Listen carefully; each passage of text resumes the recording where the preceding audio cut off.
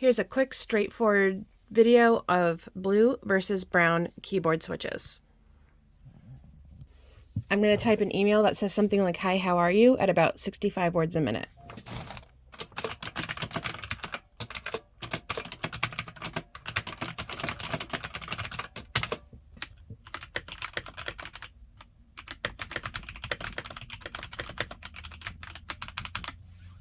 The feedback is, the bounce is the same, but this is definitely softer and doesn't have the blue clickiness.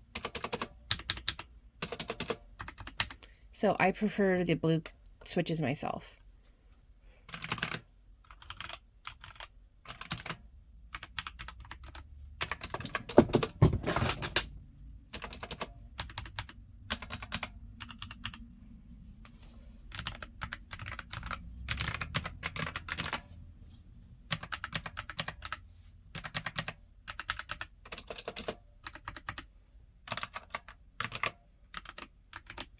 I feel like with the blue switches, there's an extra click after you depress, whereas this one has the initial click and does not have a second.